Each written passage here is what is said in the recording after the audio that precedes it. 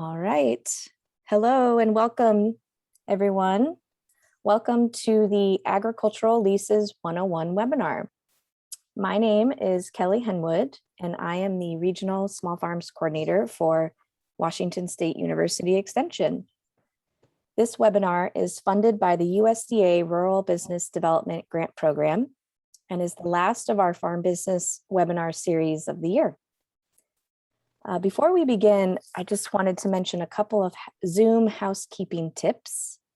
If you have questions throughout the webinar, please utilize the Q&A function at either the bottom of your screen, or if you're on a smartphone, you may have to swipe or tap your screen to find the toolbar. If you have questions throughout the webinar, just go ahead and type your question in the Q&A function. And we'll do our best to address your questions either throughout the webinar or at the very end. After the webinar is over, you all will be sent a follow-up email that will include a resource list, an evaluation, and then the webinar recording. So if you miss it today, you'll still have access to all the materials. So before I turn it over to our moderator, Mark Bowman, I just wanted to introduce our guest speaker, Denis Stearns. Denis has been an attorney for 30 years, with the first 20 years focused on complex litigation involving food-related liability issues. He was also a full-time law professor for 4 years and continues as an adjunct professor teaching food and agriculture law. For the last 6 years, Denis has practiced law in Port Townsend, advising for-profit and nonprofit companies, which include many food and farm-related startup businesses. All right, Mark, do you want to get us going? All right, thank you, Kellie. Welcome, everyone. Welcome to Agricultural Leases 101. We know this has been an important topic, and it can be a scary topic, but we'll try to make it a little bit easier and a little more palatable and easier to understand that we can work through. So a quick background on myself. I work as the Sustainable Agricultural Coordinator for North Olympic Development Council. So my role is to work one-on-one with farmers and farm-related businesses in Clallam and Jefferson County to help them overcome hurdles to growth. So whatever the hurdles are that you're experiencing, if you need help dealing with those, whether it be through technical assistance or helping find resources, I can work with you through those issues. And the cost is free. My work is provided by and covered by a grant from the U.S. Department of Agriculture Rural Business Development Program. So I work with farmers. It's free to you. It's confidential, and we work at your pace on whatever issues that you are dealing with. So please reach out to me if you feel you need some help. All right, so let's get started with Agricultural Leases 101. And we have Denis here working with us. I've worked personally with Denis over the years on negotiating on leases. He and I have actually sat on opposite sides, so that's been kind of fun working with leases, me as a tenant or me representing a tenant and Denis representing the landlord. So we've got to see each other's styles, and I love the way Denis works, and I love the way he keeps it simple and creative. So we're really happy to have Denis here with us today. So Denis, we're going to step right in. First of all, let's talk about big picture of leases. What is a lease agreement really trying to accomplish between a landlord and a tenant? Well, I think, when I talk about the big picture, it's something that a lot of people that don't have experience in the law, it's, the idea of signing a contract is a really intimidating thing. And they've probably seen contracts before that have a lot of legal gobbledygook and that are super hard to understand, et cetera. And, my approach has always been to not go that way. And I think one of the easiest ways to understand lease agreements is to think of it as a relationship. You're entering into a relationship with someone. And the lease agreement is simply what both parties that are entering into that relationship it sets forth their shared understandings, their exchange of promises, and defines duties and responsibilities, and to varying degrees sets forth ahead of time how to solve disputes, how to avoid disputes, and how to get divorced in some respects. But the larger context for all of that is that there are human beings involved on both sides. And I think the source of the biggest amount of conflicts is because the people that enter into these agreements didn't bother to get to know each other ahead of time, and didn't clarify expectations and goals. And so that's something that I really, really emphasize. And so as part of that, it's just talking. I mean, I don't want to come across as like a marriage counselor or whatever, but I mean, lease agreements are very much like you're getting married to someone. And so, just like a lot of people before getting married go through pre-marriage counseling, this is something you sort of want to do. I mean, sometimes people just don't get along very well. And sometimes people don't have communication skills that work for each other. And that's all stuff that you need to figure out before you sign your name to an agreement, because no matter how detailed an agreement is, if the two people end up hating each other within the first month, it's just not going to work. So, I always emphasize to people, have you thought about, is this someone that you can get along with? Is this someone that you communicate effectively with? Or is this someone, when they talk to you, you walk away going like, what in the heck did they even just say? All of those things are going to be really important. Because, when I took contracts law a long time ago from a very famous contracts professor, one of his biggest insights, and I still, rely on this today, he says, when a relationship works, the contract stays in the filing cabinet and no one hardly ever consults it. It's only when a conflict breaks out that both sides reach for their contract and start pointing to the things that are written in it as a way of either trying to resolve the conflict or get out of a responsibility, et cetera. So I just really can't emphasize enough the importance of pre-signing negotiations. And just being honest about, like, is this someone that you want to do business with?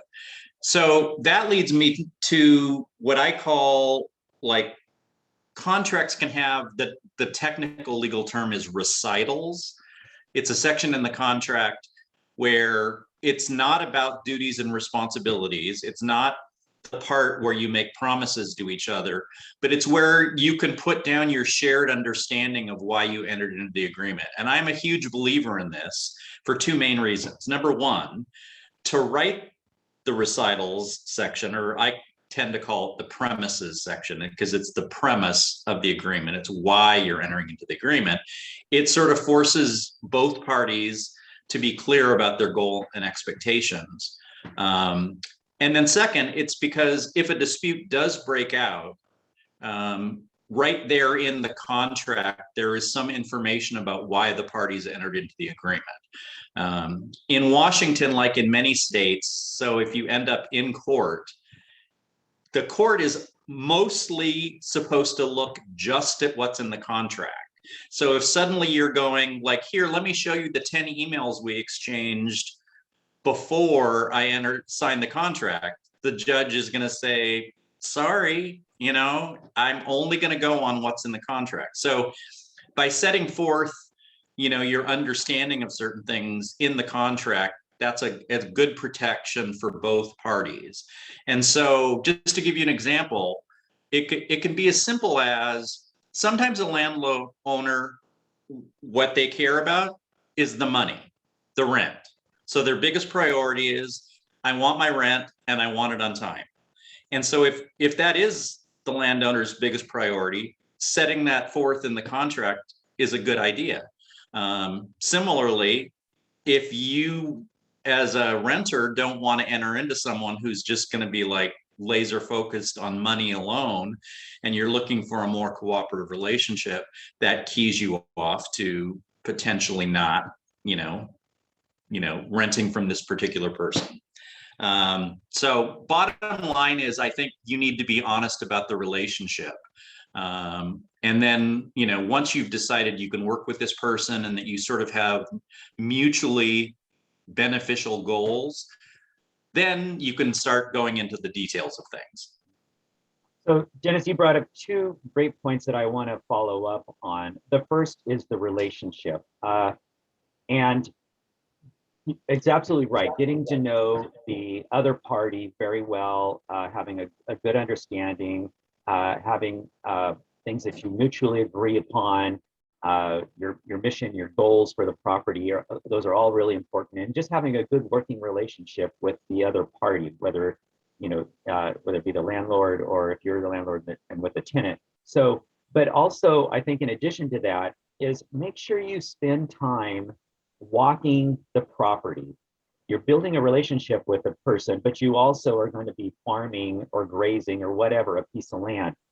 Get to know that land really well before you enter into an actual lease negotiation, because there's very important things you have to think about. Does it have adequate structures that you may need for storing things, or does it have adequate ingress and egress onto the property? Does it have setbacks from wet areas that you need to know about? The landlord may say, oh yeah, the setback I think is 50 feet. Well, you don't want to find out later from the NRCS that it's a 100-foot setback and you just lost 5 acres of grazing land, right? Because of a setback.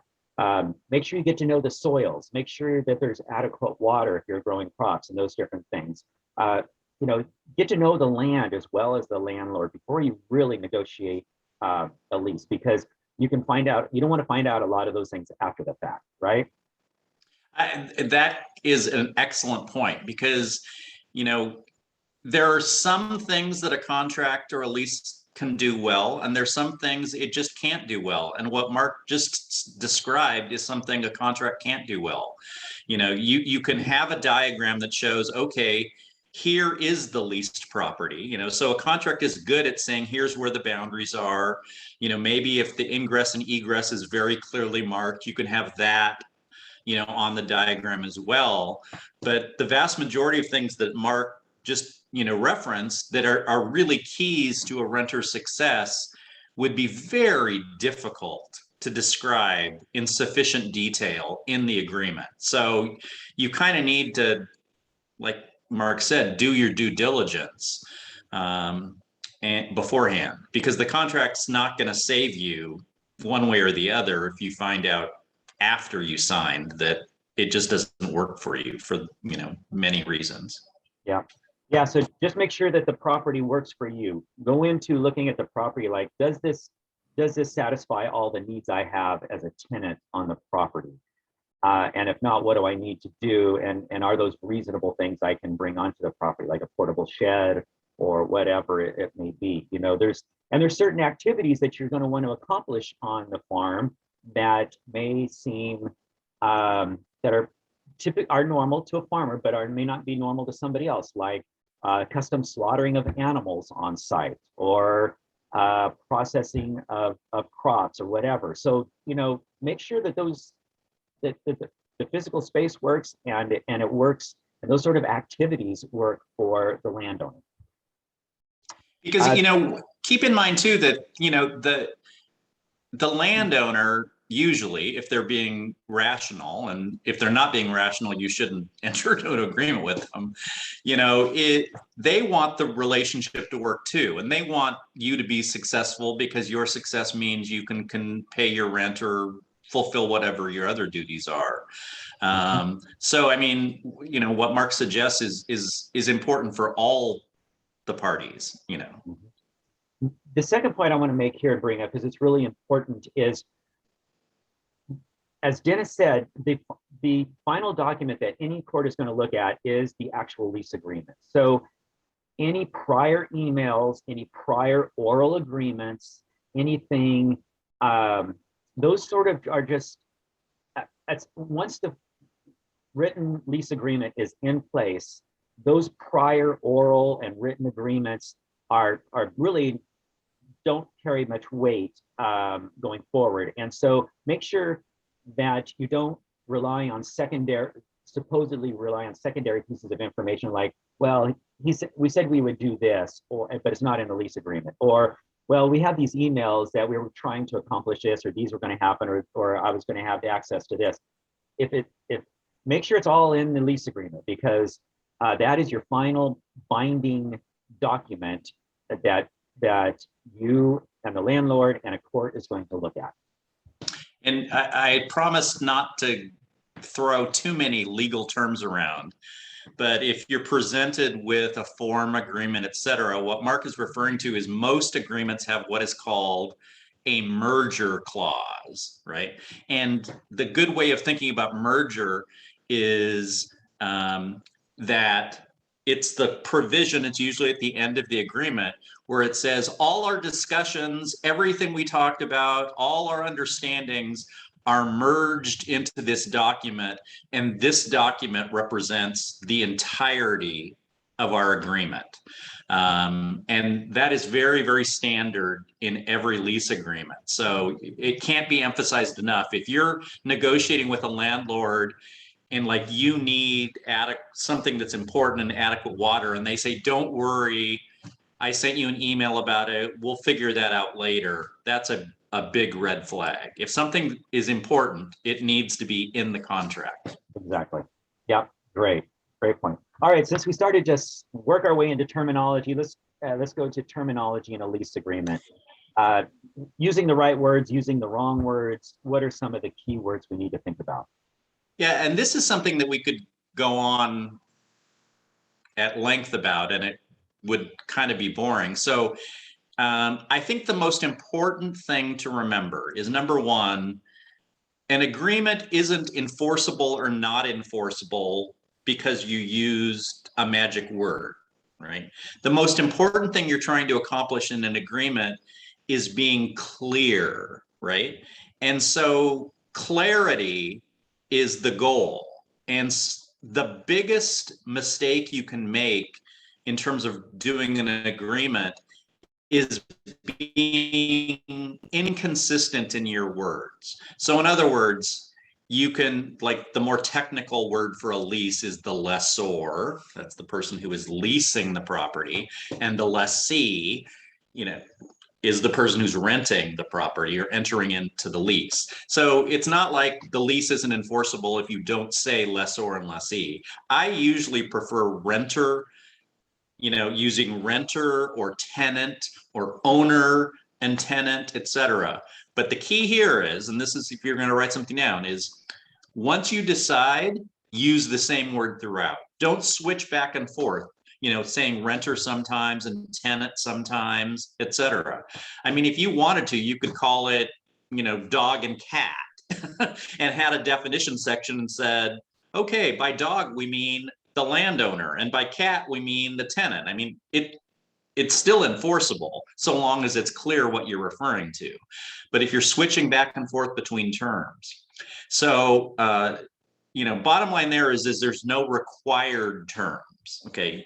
The requirement is clarity and consistency, right? Because what a court is gonna do if a dispute breaks out is that they're gonna rely on the plain language of the contract. It's called the plain language rule. And they only interpret if there's some sort of ambiguity. And so you really want to avoid creating ambiguities in your contract if you want that contract to be read on its own terms. Now, the flip side of the terminology thing is that you want to be careful about is that there are certain terms that are, terms of art in the law, right? And so you don't want to necessarily use a word without knowing that it comes with this definition that all courts are going to go, oh, well, this has an accepted meaning. You used that term, therefore you must have meant it had the accepted meaning for that particular term. And you can go at that point and say, like, well, that's not what we meant. When we said this, we really meant. So there's two ways to get around that. You can have a definition section, which obviously takes a little bit more time. or you can avoid terms of art and not sort of run the risk of having your contract be interpreted in a way that you didn't mean, or you can know what the term of art meant.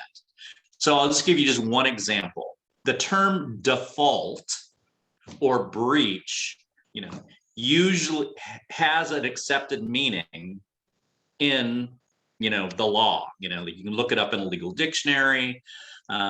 So it's important.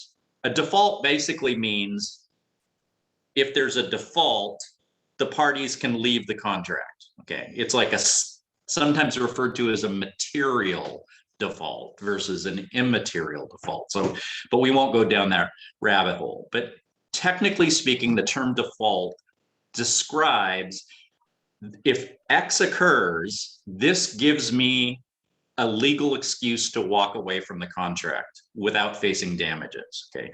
In other words, the other side defaulted on their responsibilities, freeing me from my responsibilities. So that's why when I write a lease, one of the most important terms I pay attention to is you define, okay, what constitutes a default for purposes of this lease? And I refer to these as escape hatches sometimes, or termination. It's like, okay, here's the reason I can terminate this, this agreement. Sometimes it's as simple as I often just recommend both sides can walk away at any time. So long as you're paid up in your rent and there's no damage to the property that needs to be fixed, you get to walk away.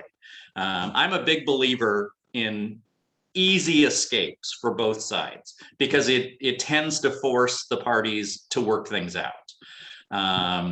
But bottom line, like a term like default, you need to define it. Otherwise, you're going to get the common understanding of that term and your contract is going to be interpreted that way in a case of dispute. Okay. Great. So I'm going to ask just 3 questions I have so far, and 2 of them I'm going to ask right now, and the 3rd one I'm going to save for a little bit later. Okay.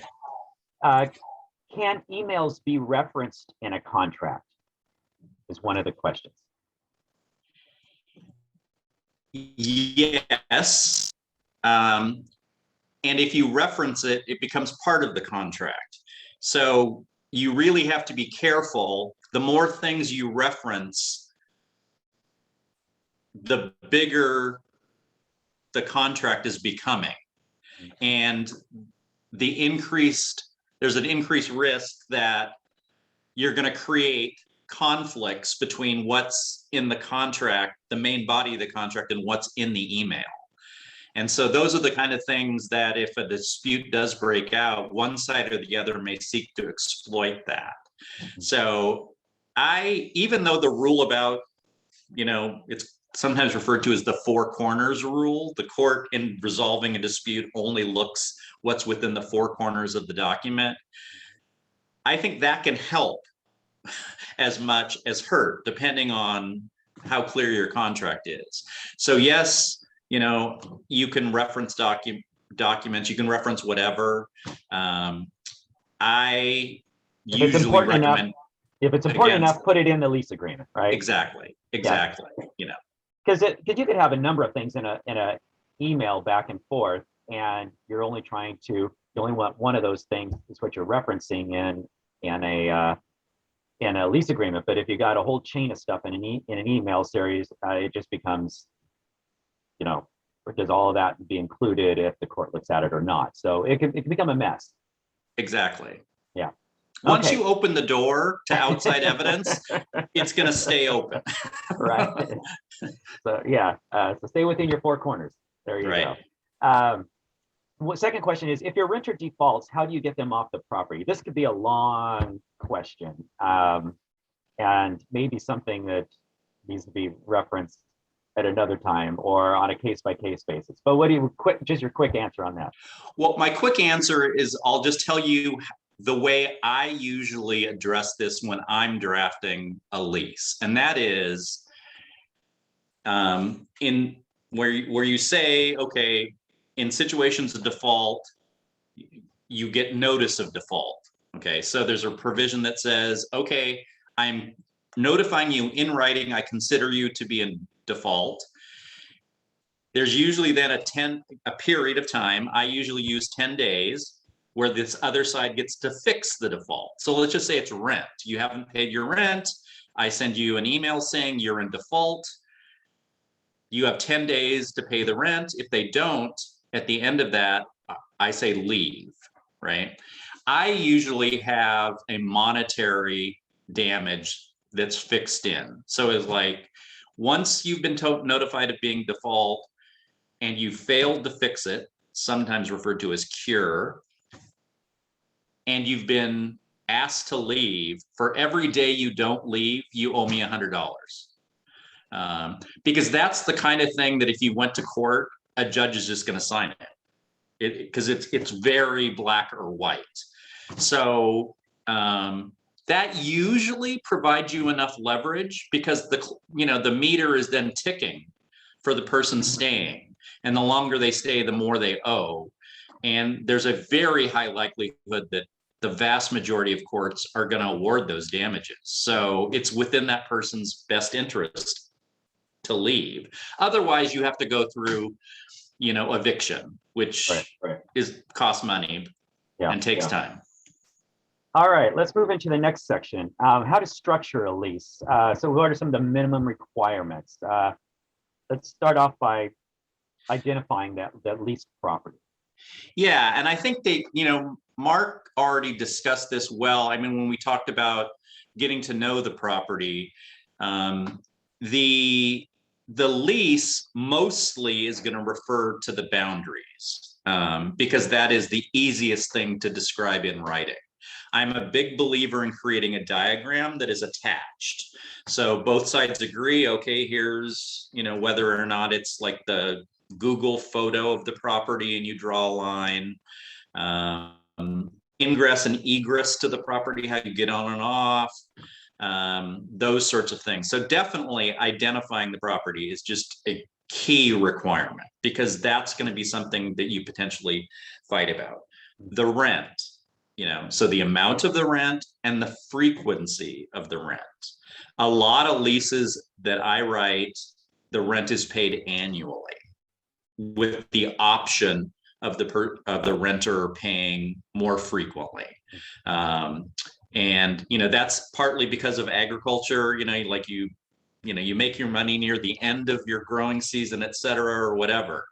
So, but it needs to be, set forth clearly, and then consequences for not paying, the rent. Is that going to be considered default? Allowing the other person to declare you in breach. Hey, Dennis, before we move on, I want to make one really important point about rent. Remember, you're running a business and you have cash flow needs, and you have times when you're going to have a surplus of cash. That's when you're going to be selling your products, and then there's going to be seasons when you don't have strong cash flow, that you're going to be putting out a lot of money. So if you're a crop grower, you're selling a lot of your products in the summer and fall, so you're going to be more flush with cash late in the summer and fall time, and not in January and February. Think about when paying rent, when it matches up and works for your cash flow operation. You don't need to unnecessarily put out a whole bunch of rent in January and February when it doesn't make sense for your cash flow. So keep that in mind. Don't make it happen just because you sign your lease agreement in January that you have to make your payment every January. Make it in a season that works for your operation and your cash flow. Right, because there's simply no legal requirement. It's not like there's it's a law in the book that says, oh, rent has to be paid monthly or quarterly or whatever. It's whatever the parties agree on. And if you, as Mark says, be realistic about it in terms of your business plan, et cetera, because that is such an avoidable conflict, but if you agree to pay it monthly, then the landowner, rightfully expects that monthly payment. So if that's not going to work for you, don't, agree to it in the first place. Another minimum requirement is you want to identify the parties. It sounds simple, but like who is obligated by the agreement, and usually it's the landowner, an individual, or maybe it's a marital community. But oftentimes land is owned by a business entity. So you'll always want to identify the business entity. So for example, I own a piece of property in a limited liability company. So the owner of the property is actually, LLC. And so that needs to be identified. But if it's just me, and it would just be Denis Stearns. Similarly, you as the renter probably have some sort of entity. Maybe you're just a sole proprietorship, which is fine. This is something that I end up advising lots of folks about, often for free, is like, because they're like, should I become an LLC? Should I be a corporation, et cetera? What are the pros and cons?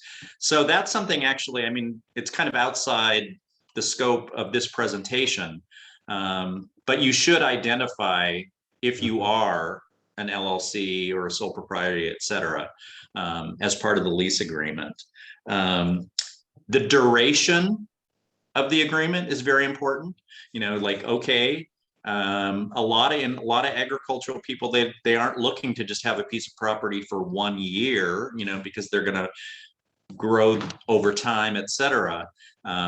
So it's often maybe 3 years or 5 years. But keep in mind, in Washington, any lease or any contract actually that has a duration longer than 1 year, the signatures need to be notarized. There is a way around this, though, that I use commonly, and that's I put in a renewal provision, basically where you agree in advance that the agreement automatically renews.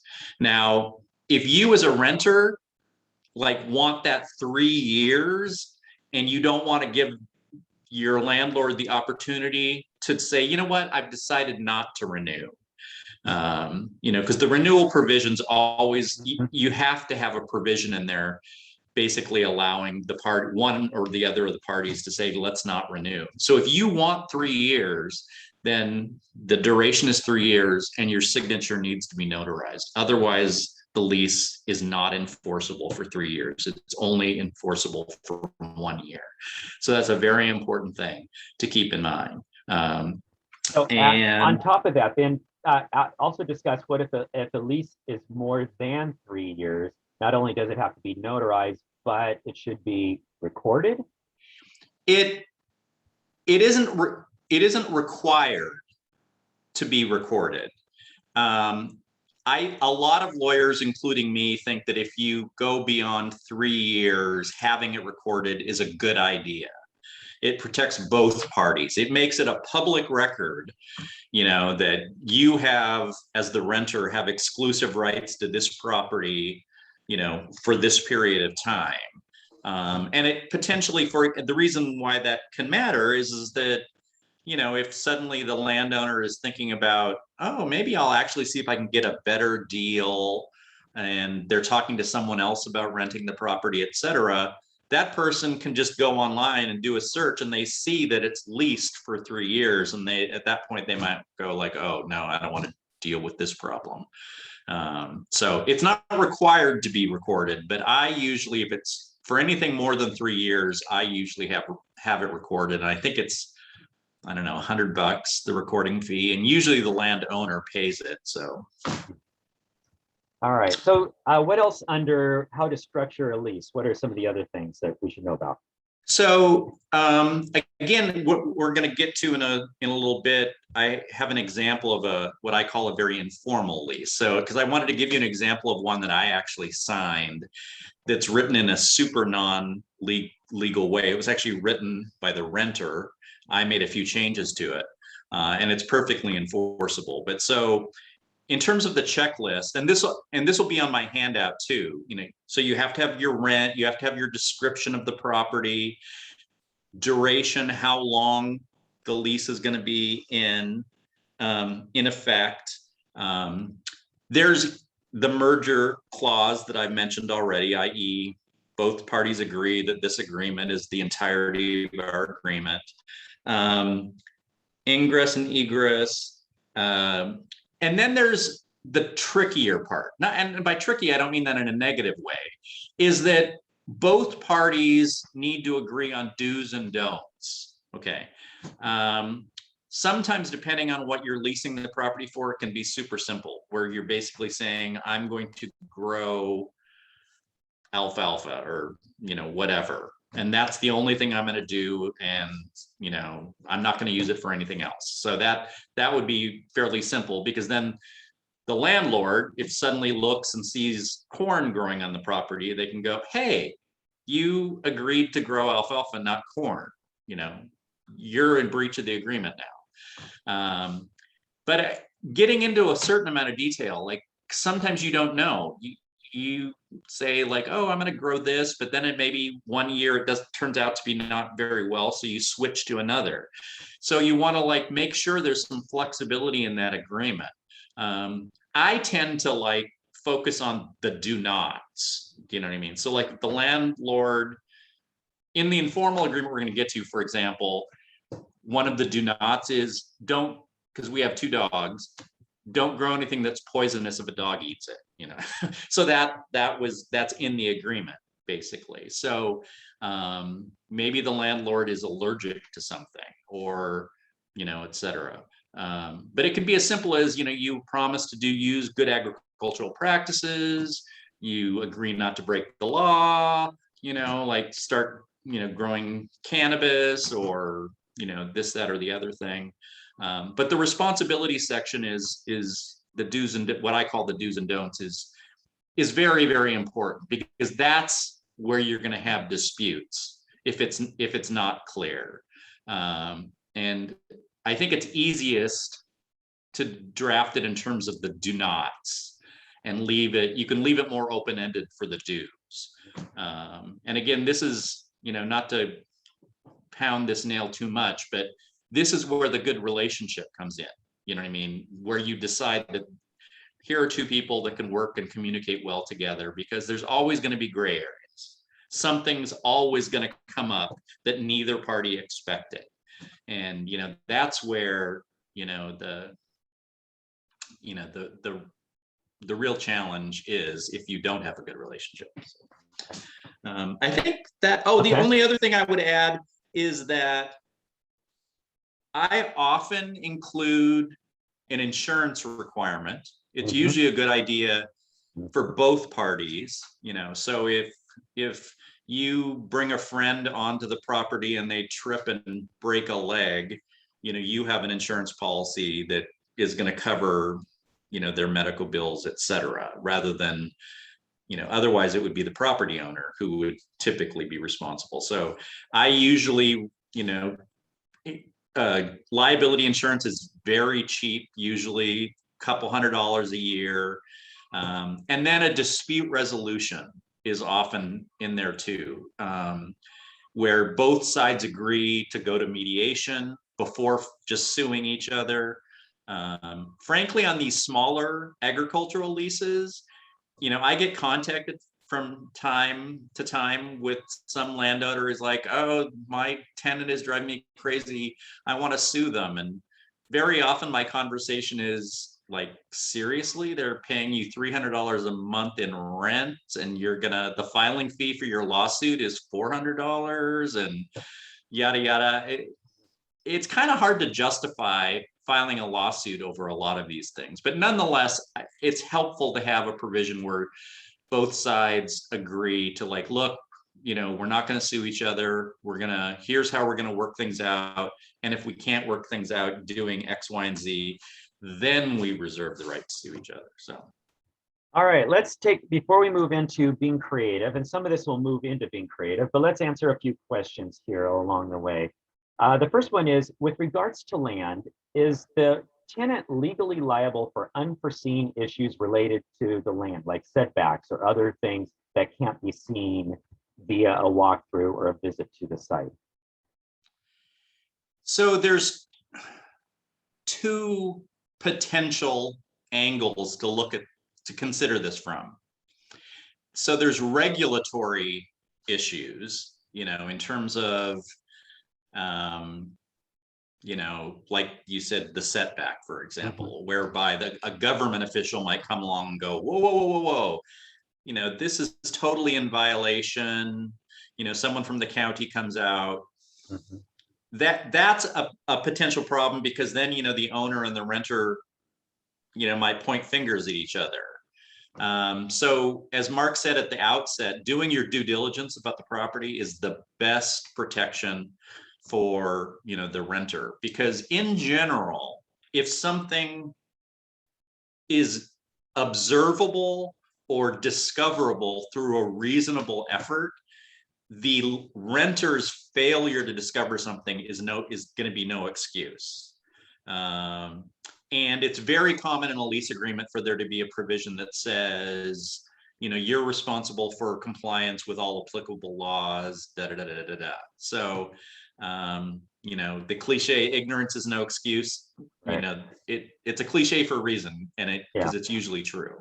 Or another example may be you're relying on watering your crops or livestock via a well, and you find out that the well went dry late in the summertime. Okay, that's maybe something you don't know as a tenant, and isn't that the responsibility of the landowner to provide water in some way, shape, or form for the tenant's operation?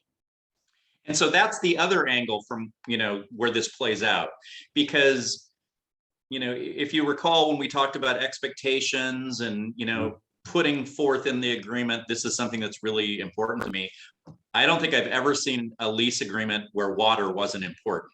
So usually if the availability of water turns out to be other than what is reasonably necessary, that's going to allow you to walk away scot-free. It's going to be on the landowner, because they agreed as part of their responsibility that you would have the water needed. So that's the other aspect of it is when something's discovered, does it allow one side or the other side to walk away? Yeah. All right, we're going to go to two more questions, and they'll start to move into the next topic of being creative. So let's go ahead and answer them as we move along here. Oh no, the first one before that is using good agricultural practices, quote unquote, can be widely interpreted. So, when sometimes I see meeting state and county agricultural codes or things like that, maybe a little more defined or something that can be referenced. So how do common phrases used like that, using good agricultural practices, quote unquote? This is where, when I said being honest about the relationship matters very much, because oftentimes in drafting an agreement, there is just simply no getting around relying on sort of sometimes what I call weasel words. Good agricultural practices, there is some established meanings to it, including, you're going to comply with, a USDA regulation or an FDA regulation, et cetera. But, unless you want to get super detailed, there's no getting around relying on some buzzwords. And that's why, getting back to my point too, it's why the do nots are so important. You know what I mean? So if one or the other party has some like really important, you cannot do this, like a biosecurity issue. If you're seeking to lease land for livestock, and you want to make sure that suddenly the landowner doesn't decide to raise wolves in the adjacent acreage or something or whatever, that's a very important do not to include in the issue. But you can just really, in terms of if you you could turn your good agricultural practices into one page of details in the agreement, and maybe that's important, but it's really kind of where you have to kind of take a deep breath and say, you know what, I have a good relationship with, this landowner, and I feel like if we get to a gray area, we can talk it out and come to an agreement on what that means. Right. Yeah. And it's something like, well, if I'm a tenant and I want to over time get this, I have a multi-year lease on this property. I want to get this land to be organic. I don't want the landowner coming around and spraying the perimeters of the fields with Roundup, right? Perfect example. Perfect example. That kind of stuff. And that's a perfect example of what you would put in the recital section. Both parties understand that the long-term goal here is to get this certified as organic, and et cetera, et cetera. And then it's clear. And if he then does, use the Roundup, you can walk away or probably sue him or her. Yeah, right. So now we're going to move into being creative, and there's two questions here we'll kind of ask that'll kind of move us into that. Do leases ever provide compensation to renters for improvements to the property, like soils or maybe building some infrastructure or something? Moving a field from non-organic to organic practices. Is there some can you build in maybe compensation like lower rents or over time or based on doing improvements, those sort of things? Yeah, I mean, I've done a fair number of agreements that involve, sort of a work trade provision. Like, so for example, I have a barn that I'm actually renting to someone who builds boats and does fine carpentry, et cetera, or whatever. And there's provision in there, like if I have something that needs to be fixed, we've included in there that, okay, you get paid $40 an hour, and then you can apply that to your rent. Instead of paying me money, you can do work. Similarly, if there's going to be improvements, whether there's compensation attached to that again is another great example of pre-negotiation discussion, because it's like, okay, it's going to improve the value of the land, but the renter is benefiting from it too, arguably. So oftentimes the way I try to resolve that kind of issue is that for things that are going to, like, say, you want to build a fence and the landowner is awesome. I've always wanted a fence there. I'll usually, as sort of an opening offer, say the owner will pay for all materials, and then the renter will do the work. The renter is going to get the benefit of the fence, but when they leave, the fence is going to still be there. But if that doesn't seem fair to the renter might go like, okay, that's great. I would normally charge $40 an hour to build that fence, but how about if I charge you $10 an hour? So again, that's something that, should either be worked out as a side deal or, be included, but you need to work out the details of it in advance. Because it's a common source of conflict. Yeah.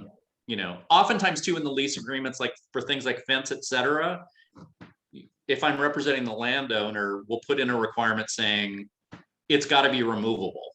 And when you leave, you have to remove it. And if you don't remove it, I'm going to remove it, but you have to pay me back for what it costs to have removed. So that's an important conversation.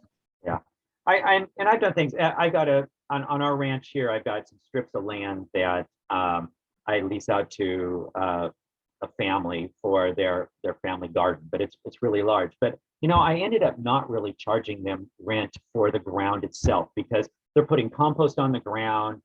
The soil is going to be in better shape afterwards than it is when they started, which later on down the road, if I want to put animals back on that to graze, it'll have more life in the soil and better fertility. So I'm like, you know what, I'm not going to charge you for the rent for the ground because it's going to end up being in better shape. I'm just going to charge you for the water that you used for your gardening. So from a landlord's perspective, I see the benefits that a tenant can actually add to the ground, or you know, my land has been paid for so many years, but you want to come on and put livestock on it. I know that's going to have increased fertility and those sort of things.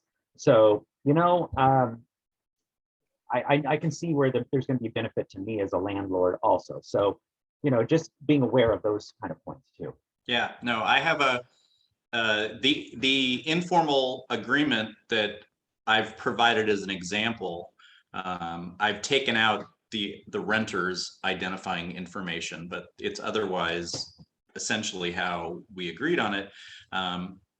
That's a situation where I'm not charging rent, and basically the rent is I get some produce now and again from that they're growing there. Yeah. I'm paying for the water, but there's a slight reserve, you know, I reserves the right if the cost of the water goes up significantly, I reserve the right to negotiate a surcharge for the water. But again, they've taken what was a you know, just had been kind of pasture. The previous landowner had a horse, and they've turned it into this big plot of, you know, fertile land where they're growing berries and things like that, and it's awesome. And I get a benefit knowing it's being used for agricultural purposes rather than just sitting there. So, and I'm happy. Kelly, you want to put up that agreement, Kelly? That lease sample? Yeah, I can. We do have 9 minutes left. I'm Yep. wondering if it Yep. might be more beneficial to just send out to everybody, unless Dennis, you wanted to walk through that. real quick. No, I didn't want to. If people just get it sent, you know, I think that's fine. Okay. Just, you know, to emphasize that one point, when people are looking at it, the reason I wanted to share this rather than sharing one that's, you know, a little bit more formal, I wanted to, you know, just give you an example of, you know, an agreement that's perfectly enforceable. And I think it does a good job of describing the do's and don'ts. And it's all written in very plain, non-lawyerly language. And it's an example of, like, it's referring to what I just mentioned. It's, you know, me renting this, you know, piece of property to grow fruits and vegetables on it. And I'm not charging any rent other than, you know, I get some fruits and vegetables now and again. And what we're saying is that a lease agreement doesn't have to be constraining. It can be as creative as you and the landlord want to be, as far as doing certain things and wanting certain outcomes, and constructing something that works best for you. Don't feel like the lease agreement is going to hamper you from being creative. So, you know, it works for you. You don't have to work for it, the agreement. So another question. Are lifetime leases or lease-to-own contracts at all common in Washington? And how would you pursue these types of leases differing from a typical 1, 3, or 5 year lease? So great question. And that also kind of, you know, I had on my little agenda, do you need a lawyer? You know, because that kind of pivots off the informal agreement. It's like a lot of times you don't need a lawyer if you sort of, you know, that's what this class is for. I think you're probably capable of working, you know, out a lease with someone. But if it's lease to own or a lifetime type of thing, you need a lawyer. You know, and it wouldn't be me. I would not draft a disagreement. I'm quite capable of drafting all manner of different types of leases, but something that's lease to own or an option to purchase and things like that, you know, you're getting into property law that is highly specific and highly technical and does have a lot of magic language that if you don't include it in the agreement, it's not going to be enforceable. And, you know, it needs to be recorded and this, that, and the other thing. And, you know, that's the kind of thing where I just point people to, I always refer them to David Faber, a really great lawyer in town who does this sort of thing. But that's an example of something where you definitely need not only a lawyer, but a lawyer who specializes in that sort of thing, because there's a lot at stake and you don't want it to go sideways because, you know, the magic language was left out or et cetera. Yeah. So I'm going to address one more point to that, and then we'll move on to, because there's been several questions about, well, what type of rent should we be charging for this or that or these sort of things. But the thing I want to point out with lease agreements and moving into lease to own or purchasing, that is a great way over time to decide. Having a lease agreement is to decide over time if I want to own this property. You may be on a property for several years as a tenant, and the landlord is getting older and wants to transition out. And you may decide, I do want to own this property over time. It's a good fit for me. I have a good relationship with the landowner. We work really well together. And then that's where you may want to come in and say to the landowner, hey, let's figure out a way how to transition over time. You want to exit out. I want to enter into this property as an owner over time. Let's figure out some sort of agreement that is a lease with the option to buy, or when you're ready, or let's figure out how this can be a lease to own type scenario and draft something up like that. We've seen that happen over time where there's been good fits between the landowner and the tenant, and building then a sort of a transitional document from one generation of farmer to the other. And I would say, that kind of happens over time. I wouldn't necessarily step right into that as the first lease agreement. Get on the property as a tenant, get to know the property, the do's and don'ts, what works, what doesn't work, and then over time work into a lease to own option. All right, we've got 4 minutes left, and I want to bring Kellie back on, and Denis, you've run into this a lot too, and this is a tough one to answer. But let's talk to the three of us together about rents and some of the sources of finding rental information. All I can say is it's difficult to find information out there that relates to the Pacific Northwest or the Olympic Peninsula for rents, and that can be both renting for intensive irrigated crop ground. It could be for non-irrigated pasture. It could be for animal units per month. It could be for corrals. It could be for milking barns. It could be for whatever it is. There's a lot. It's hard to come up with information for that. So Denis, just give us your minute or two take on how you approach some of these questions that come to you about rents. Well, I would first remind everyone of what you said at the beginning in terms of, a renter being honest about their own business plan and cash flow and what they can afford. Because if you can only afford, consistent with your business plan to pay X, that's the rent that you can afford. So if someone's going like, well, the standard rate is, X plus 100, that may be all well and good. But if that puts you in the hole and endangers your enterprise, it's irrelevant what the going rate is. So ultimately the rent is what the landowner is willing to accept and what you can afford to pay. Now, that said, I think that you guys can speak to sources of information that can guide towards what would constitute a reasonable rent. But the bottom line is, I've had people say, well, I'm not willing to rent it unless I can get X. And you could talk to them to the end of time about what the going rate is, and it wouldn't make a lick of difference. They'd rather not rent it if they can't get X amount for it. So that's just the reality sometimes. That's a really good point, Denis. We get asked that question all the time. What's the going rate around here? And I wish the answer was more straightforward, but in the resource list that we will be sending out to you all, we have a compilation of resources that address lease rates. According to the USDA Ag Census, they're called cash rents. So they provide a range of data for Washington State as a state, and then they break it down into county. And they also break it down further, like Mark was saying, into pasture lease rates, irrigated and non-irrigated farmland. Some folks are going to be frustrated when they go to Clallam, Jefferson, or Kitsap County they'll see that there's not an average rate listed. Now, why is that? What they'll see is a capital D in parentheses. And what that means is that the data was withheld to avoid disclosing data for individual operations.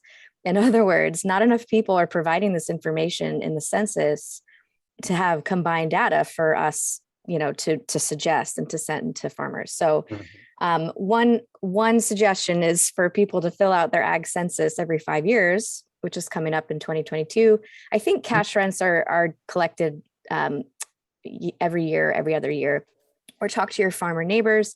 Either way, we will provide that document to you all. It's pretty easy to find. And then the other calculation of rates document that we're going to send out is an extension publication. It's specific to pasture rates, but it's a really great publication that walks people through what goes into a calculation, a lot of which was discussed today, but please refer to those resources. You can always call us, but we'll probably not give you an exact dollar per acre per year due to all the reasons we just listed. So keep a lookout for that resource list. Other things that are in there are lease templates and examples, along with Denis's example. There's a lot out there. There's examples of leases for greenhouses specifically. There's just so much out there. So go through the resources, see what works for you, and we'll go from there. Mark, did you want to add anything to that? No, there is resources out there. They don't necessarily pertain directly to Clallam or Jefferson County, but again, there are resources out there. There are publications. There's extension and university publications that talk about typical rents for different types of operations that you need to be thinking about that fit into your cash flow. So use those, find those. WSU Extension can provide those. So in closing, Denis, I want to ask if a farmer or tenant needs to come to you for some assistance, what are the type of services around leases that you can provide for them? I give away a ridiculous amount of my time for free. So my rule of thumb is if you have questions and want to get me on the phone or shoot me an email, as long as I have the time to respond and I'm in the country, et cetera, I respond. I'm big into empowering people to do things on their own. And I'm pretty good at, helping people decide, maybe you should get a lawyer for this, or no, you're on the right track here. So I'm happy to be a resource. And if something's going to take a little bit more of my time, I often do things on a flat fee basis. Like, even though it's going to take me 10 hours, I maybe only charge for 1 hour, depending on what someone can afford to do. So short answer is, don't be afraid to ask. The worst thing that can happen is I'll say, I'm sorry, I'm too busy, or, call me back next week or something like that. So we'll close. I'll let the group know what the services I can provide around lease, and then I'll turn it over to Kellie to close with any final thoughts and follow-up information. So again, I work with farmers and ranchers and ag-related businesses in Clallam and Jefferson County, and I've worked with tenants around lease negotiations, around building leases, and thinking about content, what goes in a lease, thinking about your operation, what you're trying to accomplish, and what we need to think about in as far as content within a lease agreement that makes the operation work for you and makes the lease work for you. So, or if you need to sit down and go through negotiations, or just start building the basic constructs of a lease and what to include in those sort of things, if you're in Clallam and Jefferson County, I can help you think through and work through those type of examples and those steps. So don't be afraid to reach out to me if you're going through that process and need someone to bounce the ideas and work through that process. Kellie, I'm going to turn it over to you to close. Thank you very much, everyone, for joining us, and I hope this was very beneficial to to you. So thank you, Dennis. And Kellie, over to you. Thanks, Mark. So on the screen is all of our contact information. If you want to jot down Dennis's information, we can also include that in the follow-up resources. I put in the chat a link to the webinar evaluation. If you all could just quickly fill that out, it'll take you just a couple minutes. You'll also have a chance to receive that after the webinar. A quick question that came up was, how do I do due diligence on a piece of property? That's where extension can come in, as well as local conservation districts and county ordinances, sometimes the WSDA. So if you're at that very beginning stage of how do I even assess a piece of property, please lean on the resources that were here today. And yes, this webinar is recorded and you'll be able to access this afterwards. So thank you to Dennis, and thank you to Mark, and thank you to everyone who joined us today. And I'm now going to close the chat.